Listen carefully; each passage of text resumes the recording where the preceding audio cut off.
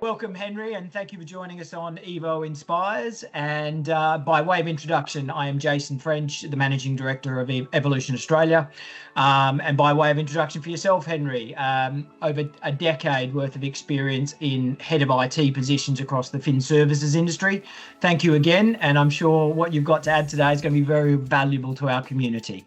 Thanks, Jason, and thank you for having me. And probably a bit about myself, and thank you for a quick intro. So a bit of color about me. So I started as a developer on banking system. So after a few years, I just want to try something different. So I co-founded a startup focused on fingerprint system. This was about a decade before Apple introduced Touch ID on the iPhone in 2013. And I was lucky enough to exit the startup successfully. In 2003, I moved to Australia, and where I settled down and pursued my love and married to my wife as well, of course. And since then, I just returned to the corporate life. And now I serve on a few advisory panels, including a global IT think tank and a cybersecurity mentorship board. I think that's the way of giving back and supporting the next tech generations. Let's kick it off with the first question. What's the one piece of career advice that you wish you had when starting out? Look, I would like to look at this question from a bit of different angle, if you don't mind, and based on a few things I've learned over the years. First, not everyone needs to be a manager to have a successful and fulfilling career. And also, not everyone will become a manager, and not everyone even wants to be one. So there are many paths for career growth, and becoming a manager just one of the options. And leadership and management are actually different concepts. So they are often mixed up by people. And also being a manager has its pros and cons. It's important to look at both sides of the cons. For example, for myself, I really enjoy hands-on programming and data analytics.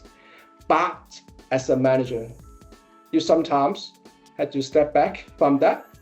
A funny story just came to my mind. So I got promoted to a manager position years ago, and I asked for a pay rise, right? And my boss told me, hang on, Henry, as a tech expert, you are top notch. But as a manager, mate, you're just starting out, you're junior. And you're so lucky with keeping your current salary. So the main question here to ask yourself when you're starting out, whether you are ready to pivot. What about on that pivotal moment? Can you share that pivotal moment in your career that had a significant impact on your life? Yeah, sure. I think the big moment for me was winning the Global Employee Award at Lloyds Banking Group. I was selected from over 120,000 employees and have the honor representing the group at the London 2012 Olympic closing ceremony. Be honest, to others, it may have seemed I was like making a huge impact and doing a fantastic job. But for me, it was really about showing up every day with the mindset of how can I outperform myself today? I also want to remind everyone, right? When you reach a milestone like this, it's important to remember and remind yourself it's a recognition for what you have already done, not a promise of what you will achieve next. So for me, or for everyone, my recommendations, stay humble and keep focusing on improvements and forward-looking. How do you approach the inevitable challenges and setbacks within your professional life, and what's your go-to strategy for overcoming these? It's a great question. I think we all go through ups and downs. And for me, because I'm a runner, so running has been a big help. When I'm stressed, I go for long distance runs. It clears my mind and helps me refocus. So during tough times, I guess it's also important to keep your confidence level up. I remind myself about my skills, my knowledge, and my experience, and to stay focused. Because when you are struggling with the challenges and grappling with the challenges, it's easy to make rash decisions or mistake. And I also try to keep learning. I spend about 1 hour or two every day learning, reading to stay updated and keep my thinking sharp. So for me, it's all about keep learning and keep running.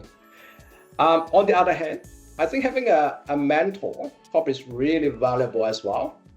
The mentor can be your friend, can be your wife even, and can be someone in other organization. So I've been mentoring someone who lost his job last year and due to a company change. After 1 month of searching, he was struggling and start losing confidence and just like beginning apply any jobs randomly. So as a mentor, I remind him that say, hey, finding the right job can take time. And also encourage him to stay focused on his strengths and believe in himself. 5 weeks later, he landed a really good job and really happy job as well. So I just want to sum up, right? Up and down, just typical and normal, and be forward looking. Stay consistent and persistent and never give up. And of course, and keep on learning and running.